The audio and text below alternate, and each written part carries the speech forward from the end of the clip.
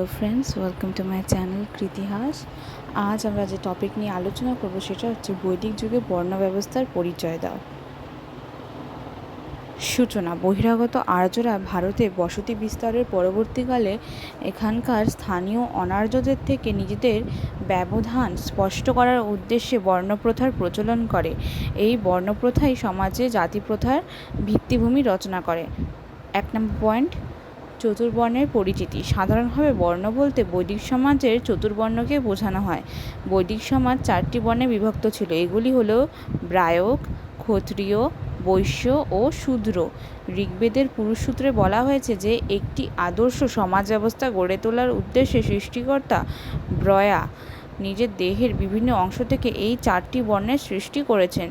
চতুর্বর্ণের উৎপত্তি। ঋগ্বেদের পুরুষসূত্রের একটি শ্লোকে বলা হয়েছে যে আদিপুরুষ ব্রহ্মার মুখমণ্ডল থেকে ব্রাহ্মণ, বাহুদয় থেকে ক্ষত্রিয়, ঊর্ধ্বদেশ থেকে বৈশ্য ও চরণযুগল থেকে শূদ্রের উৎপত্তি হয়েছে। উৎপত্তি অনুসারে সমাজের সবার উপরে ব্রাহ্মণদের এবং সবার নিচে শূদ্রদের স্থান। 3 নম্বর পয়েন্ট, চতুর্বর্ণের কর্মবিভাজন। বেদে চতুর্বর্ণের জন্য পৃথক পৃথক কাজেরও উল্লেখ করা হয়েছে। সেই অনুসারে 1 নম্বর, ব্রাহ্মণদের কাজ ছিল যাগযজ্ঞ, পূজার্চনা ও অধ্যয়ন অধ্যাপনা করা। 2 নম্বর, ক্ষত্রিয়দের কাজ ছিল দেশ শাসন ও দেশ রক্ষা করা। 3 নম্বর, বৈশ্যদের কাজ ছিল ব্যবসা বাণিজ্য, কৃষিকার্য, পশুপালন করা। এবং 4 নম্বর, শূদ্রদের কাজ ছিল উপরোক্ত 3টি শ্রেণীর সেবা করা। ভৃত্য, কায়িক, শ্রমজীবী ও কৃষকরা ছিল শূদ্রবর্ণের অন্তর্ভুক্ত।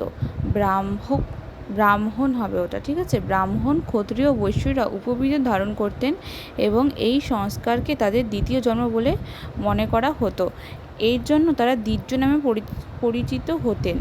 4 নম্বর পয়েন্ট হচ্ছে এখানে বর্ণভিত্তিক কিন্তু মুক্ত সমাজ। অনেক ঐতিহাসিকের মতে ঋগ্বৈদিক যুগে সমাজ বদ্ধ সমাজ ছিল না।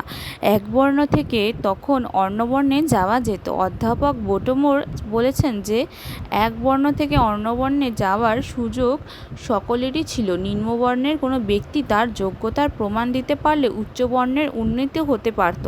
সমাজে অশ্ববর্ণ বিবাহ স্বীকৃত ছিল। 5 নম্বর পয়েন্ট, পঞ্চম শ্রেণীর অস্তিত্ব। বৈদিক চতুর্বর্ণ কাঠামোর বাইরেও অন্তর্য ও অস্পৃশ্য বহু মানুষ বাস করত। তারা মুচি, মেথর ও অন্যান্য নিচু কাজে নিয়োজিত হতো। এই শ্রেণীকে অধ্যাপক শ্যামচরণ দুবে সমাজের পঞ্চম শ্রেণী হিসেবে চিহ্নিত করেছেন। বর্ণ থেকে জাতির উদ্ভব। 6 নম্বর পয়েন্ট, ইতিহাসবিদ ডক্টর এ.এল. বাসাম মনে করেন যে ঋগ্বৈদিক যুগে বর্ণ বলতে কখনোই জাতিকে বোঝায় না। বর্ণ আর জাতি দুটি পৃথক সত্তা।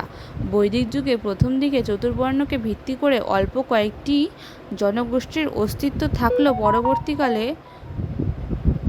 পরবর্তীকালে নতুন নতুন পোশাকের সৃষ্টি হয়। পুরনো বর্ণভিত্তিক জনগোষ্ঠীগুলি থেকে নতুন জনগোষ্ঠীর সৃষ্টি হয়। এই পুরনো ও নতুন জনগোষ্ঠীগুলিকে এক একটি জাতি হিসেবে গণ্য করা হতে থাকে। উপসংহার। ঋগ্বৈদিক যুগে বর্ণপ্রথা থেকে পরবর্তীকালে যে জাতি ব্যবস্থার উদ্ভব ঘটে তা আরও পরবর্তীকালে ভারতীয় সমাজে বিভিন্ন মিশ্র জাতির জন্ম দেয়।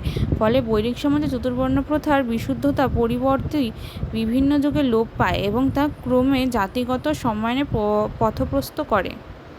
তো আজকের এই টপিকটি শেষ হয়ে যাচ্ছে এখানেই। তোমাদের যদি কোনো প্রশ্ন থাকে তোমরা কমেন্ট করতে পারো। অবশ্যই আমি সেই প্রশ্নের উত্তর দেওয়ার চেষ্টা করব। আসছি।